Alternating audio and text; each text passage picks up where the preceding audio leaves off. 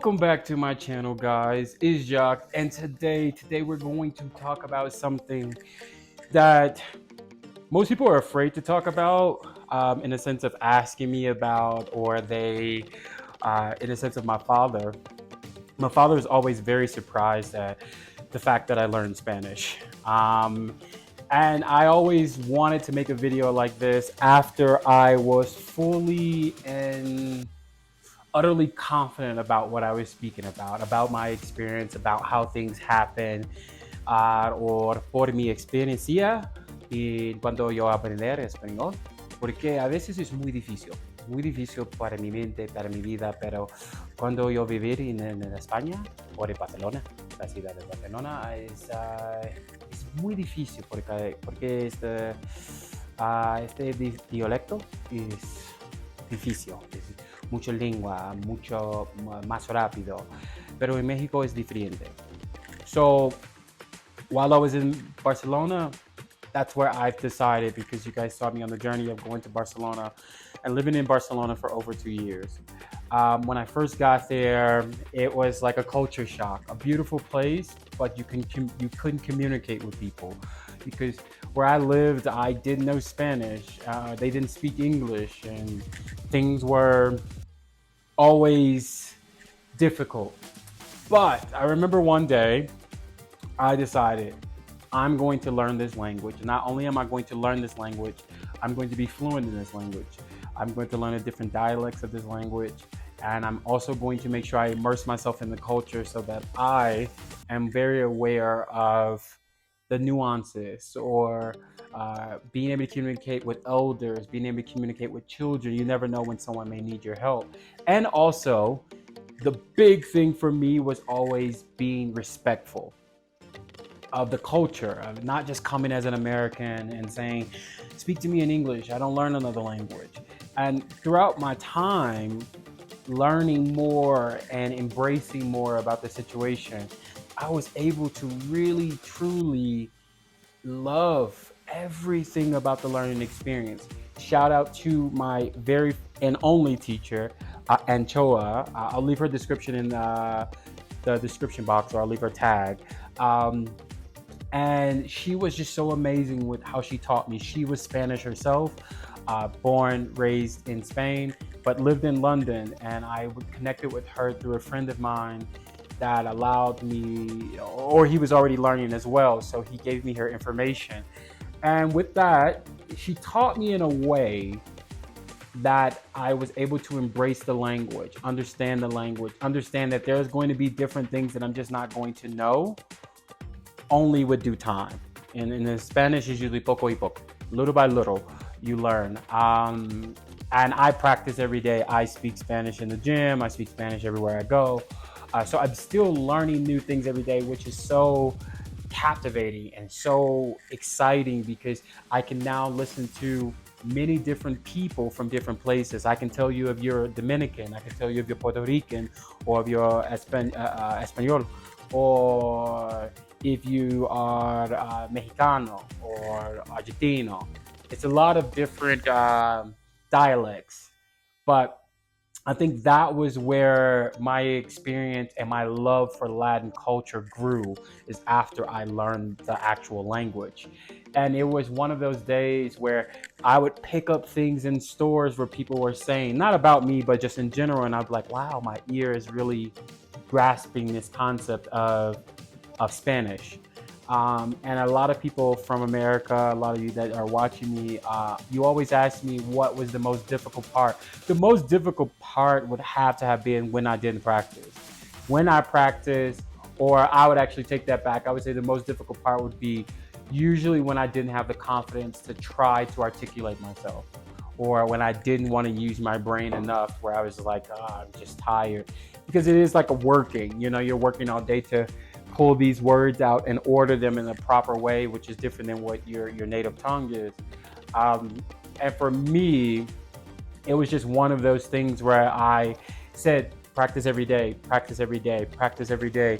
And of course, I was in a relationship. One person that I was with spoke English and Spanish, and the other one, he only spoke Spanish.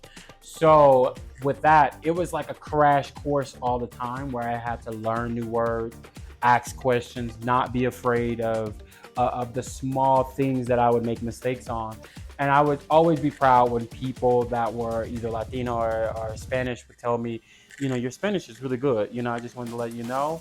And those were the encouraging things. And that's one of the reasons why I've always told people that I usually give more grace to people when they mess up English, because I know what it's like now to be the foreigner, in a different country, and that's what it was for me. Now, I would say going forward, when I moved to Mexico, there was a different dialect. I was used to a lot of tongue. No es muy claramente, or is not very clear in Spain, but in Mexico it was so clear. But they reminded me of being at home. It was always no mames, güey, qué pedo, güey, and those things were how we speak. No way, man. When what?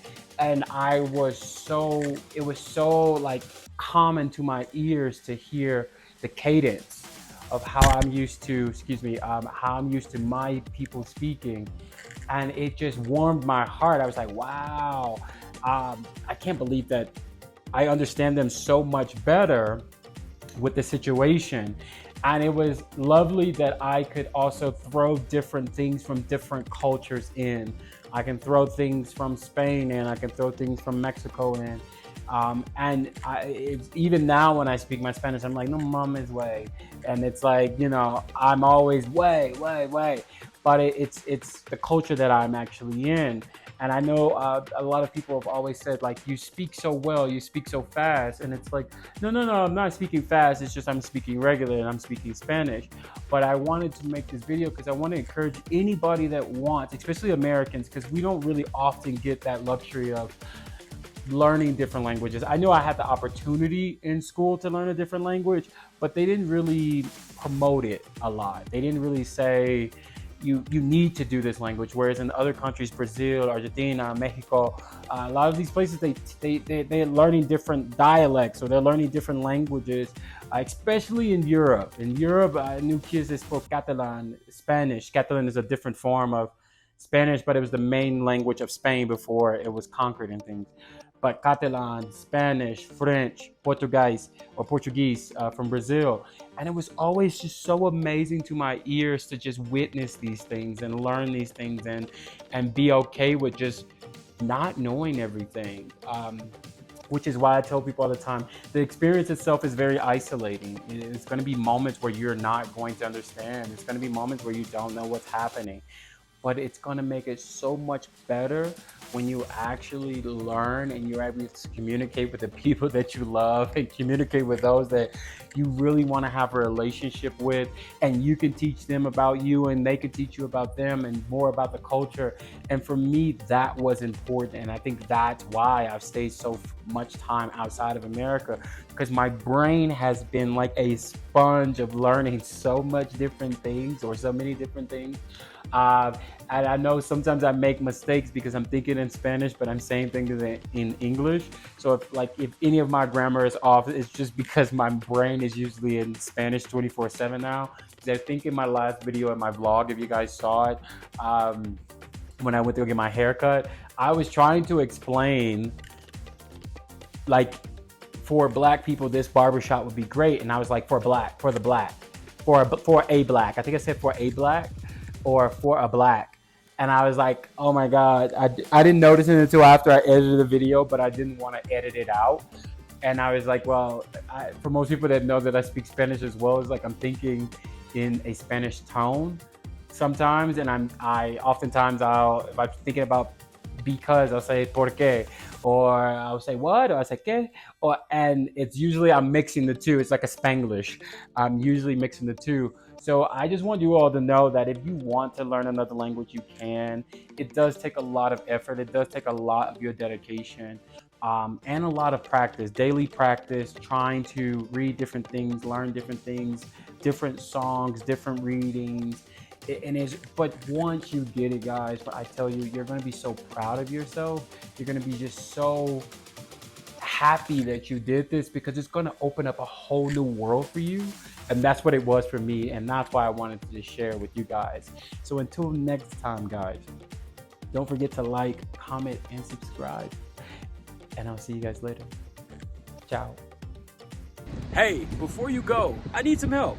Just by liking, commenting, and subscribing to my page, it allows me to keep expanding the Gossy Trails. I don't do paid ads or promotional offers at all, but just by doing that little part, you keep allowing me to trailblaze these beautiful countries.